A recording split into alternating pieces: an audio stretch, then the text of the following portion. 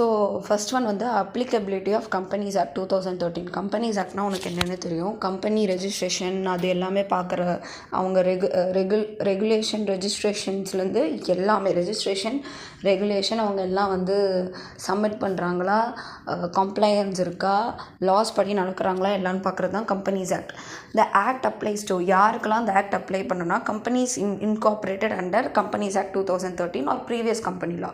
So companies act வந்து 1956 ஒன்று இருந்துச்சு, 2003 அந்த மாதிரி வந்து கொஞ்சம் கொஞ்சமாக அமெண்ட்மெண்ட் ஆகி நடந்திருக்கும். ஸோ கம்பெனிஸ் இந்த இதிலலாம் இன்கார்பரேட் ஆனதெல்லாம் வந்து இந்த ஆக்ட் இந்த இதுக்குள்ளே வரும். Insurance company, banking companies involved in the generation of supply of எல்லாமே வரும். இது இவங்க கொடுத்துருக்குற எல்லாமே வந்து கம்பெனிஸ் ஆக்ட்குள்ளே வரும். அவங்களுக்குலாம் அப்ளிகபிள், அவங்களாம் இதெல்லாம் ஃபாலோ பண்ணணும், அந்த ரூல்ஸ் எல்லாம் ஃபாலோ பண்ணணும். Banking regulation act, insurance act etcetera. Any corporate body by central government via notification, corporate பாடியாக இருந்தாலும் அவங்க வந்து இந்த கம்பெனிஸ் ஆக்டை வந்து ஃபாலோ பண்ணணும். ஸோ அடுத்தது வந்து definition and characteristics of company வந்து இந்த கம்பெனிஸ் ஆக்டில் இந்த செக்ஷனில் வந்து டிஃபைன் பண்ணியிருக்காங்க. செக்ஷன் 2 சப்செக்ஷன் 20 வந்து டிஃபைன் பண்ணியிருக்காங்க.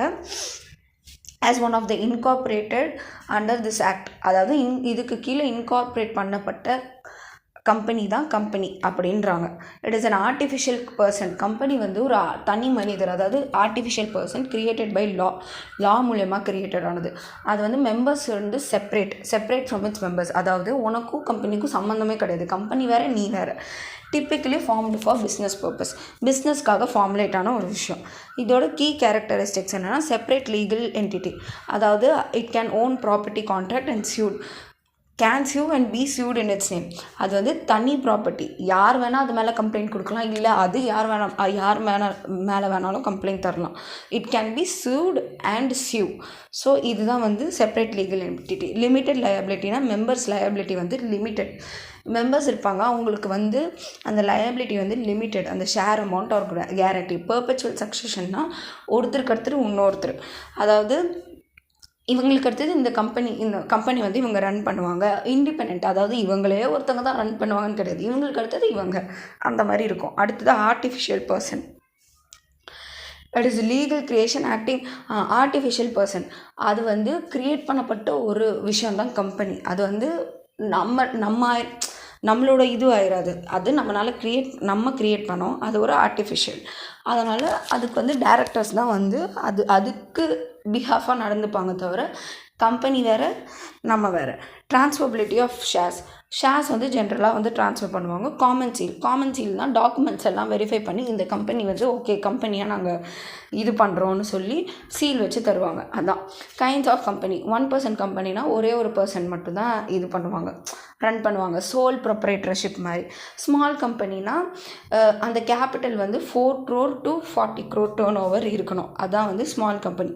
டார்மெண்ட் கம்பெனினா ஹோல்டிங், இப்போ வந்து அந்த கம்பெனி வந்து ஆக்டிவாக இருக்காது, அது வந்து ரெஸ்டிங் பீரியடில் இருக்கிற மாதிரி இருக்கும். அது வந்து வெறும் அசட்லாம் ஹோல்டு பண்ணி வைக்கிறதுக்கு தான், அதில் டிரான்சாக்ஷன் எதுவுமே இருக்காது, சும்மா இன்வெஸ்ட்மெண்ட் பண்ணி வைக்கிற மாதிரி சும்மா டார்மெண்ட்டாக இருக்கும். அசோசியேட் கம்பெனினா இன்ஃப்ளூயன்ஸ் இருக்கும், அதான், ஆனால் சப்சிடி கிடையாது, இன்ஃப்ளூயன்ஸ் இருக்கிற மாதிரி அது. One company has an influence over the another. Producer கம்பெனினா அக்ரிகல்ச்சர் ப்ரொடக்ஷன் பெனிஃபிட்ஸ்க்கு ஃபார்ம் பண்ண கம்பெனி. லிமிடெட் லயபிலிட்டி பார்ட்னர்ஷிப் என்னென்னா, limited liability partnership combines of partnership flexibility with limited liability. லிமிட்டடாக இருக்கும், அது வந்து அதே கம்பெனியோட ஃபீச்சர்ஸ் தான் இதுக்கும் வரும், ஓகேவா? ஸோ டிஃப்ரென்ஸ் பிட்வீன் லிமிடெட், இதுக்கும் என்ன டிஃப்ரென்ஸ்னால், இதுக்கு வந்து இந்த ஆக்ட் இருக்குது, இதுக்கு வந்து கம்பெனிஸ் ஆக்ட் இருக்குது. இது வந்து செப்பரேட் லீகல் என்டிட்டி, இதுவும் செப்பரேட் லீகல். லயபிலிட்டி வந்து லிமிட்டடாக இருக்கும், அவங்க கான்ட்ரிபியூஷனுக்கு ஏற்ற மாதிரி லிமிட்டடாக இருக்கும், இங்கே லிமிட்டடாக இருக்கும். ரெண்டுத்துலேயுமே ரெஜிஸ்ட்ரேஷன் மேண்டிட்டரி. இது வந்து ரெண்டுமே இங்கே பார்ட்னர்ஸ் மேனேஜ் பண்ணுவாங்க, இங்கே டைரக்டர்ஸ். ஓனர்ஷிப் வந்து இங்கே அக்ரிமெண்ட் போட்டு வச்சுருவாங்க ஓனர்ஷிப், ஆனால் இங்கே வந்து ஷேர்ஸ் வாங்கினாலே அந்த ட்ரான்ஸ்ஃபர் நடக்கும். கேபிட்டல் இது வந்து பார்ட்னர்ஸ் கொடுப்பாங்க, இது ஷேர். இஷ்யூ ஆஃப் ஷேர்ஸ் வந்து இங்கே லிமிடெட் லைபிலிட்டியில் இஷ்யூ பண்ண முடியாது, இங்கே இஷ்யூ பண்ண முடியும். இங்கே டேர்ன் ஓவர் வந்து 40 பிலோ அண்ட் 25 அபோவ் இருக்கணும், 25க்கு மேலே 40க்கு கீழே இருக்கணும். இங்கே மேண்டேட்டரி ஆனுவல் ஆடிட் இருக்கும். இவ்வளோ இருந்தால் நீங்கள் ஆனுவல் ஆடிட் பண்ணால் போதும்னு இருக்கும். இங்கே வந்து கம்பல்சரி என்னவாக இருந்தாலும் ஆனுவல் ஆடிட் பண்ணணும். Modes of acquiring membership can be acquired by subscribe to memorandum application. நீ வந்து ஒரு கம்பெனியில் எப்படி மெம்பர் ஆக முடியும்னா, ஒன்று மெமரண்டமாக சப்ஸ்கிரைப் பண்ணலாம், இல்லை ஷேர்ஸ் அப்ளை பண்ணலாம், அலாட் பண்ணலாம். அந்த மாதிரி who can become a member individual who are competent. யாரெல்லாம் மெம்பர் ஆகலைன்னா, ஒரு இண்டிவிஜுவல் அவங்களால முடிஞ்சுதுன்னா அவங்க வந்து மெம்பர் ஆகிடலாம்.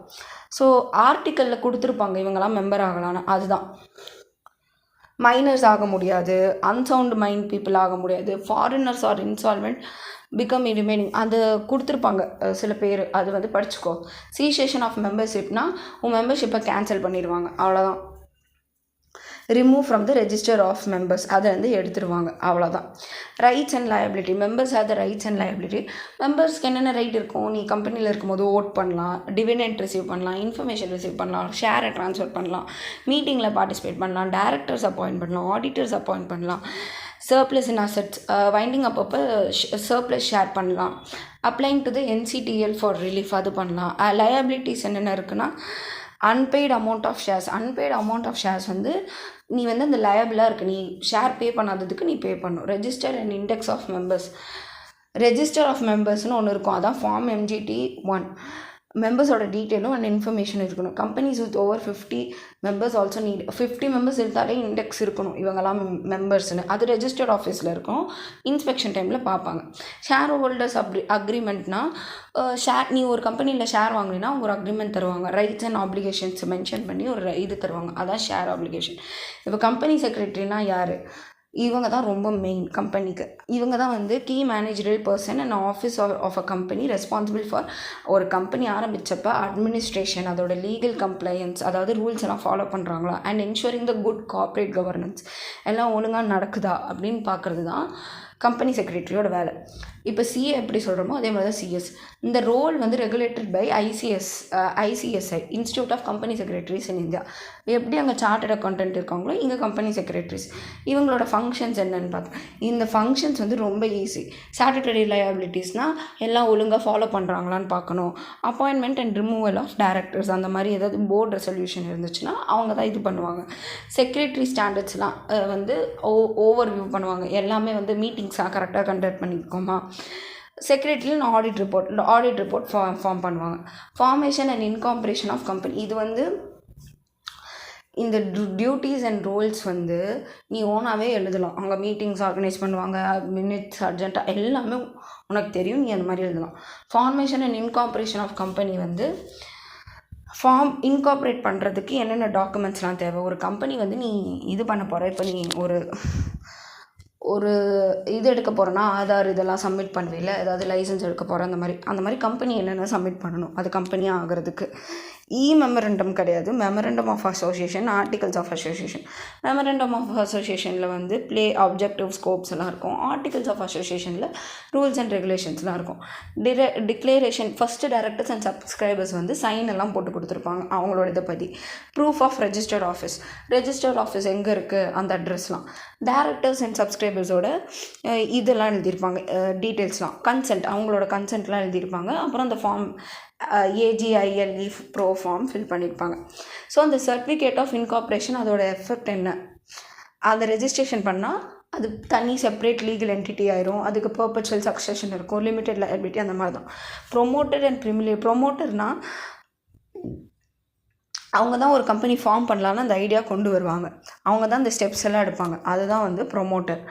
ஸோ டியூட்டிஸ், அவங்க வந்து ப்ரொமோஷன் ஸ்டேஜில் என்னென்ன டியூட்டிஸ், செக்ரட்டரியோட டியூட்டிஸ் ப்ரொமோஷன் ஸ்டேஜில் செக்ரட்டரியோட டியூட்டிஸ் என்னென்ன நடக்கும்னா, ப்ரொமோட்டர்ஸ் வந்து கமென்ஸ்மெண்ட் ஆஃப் பிஸ்னஸ் கமென்ஸ் பண்ணுறதுக்கு தேவையான ஃபார்ம்ஸ் எல்லாம் ஃபில் பண்ணுவாங்க. மெமரண்டம் ஆஃப் அசோசியேஷன் உருவாக்குவாங்க, AOA உருவாக்குவாங்க, ஆர்டிகல்ஸ் உருவாக்குவாங்க. கம்பெனி செக்ரட்டரியோட டியூட்டி தான் எல்லாமே.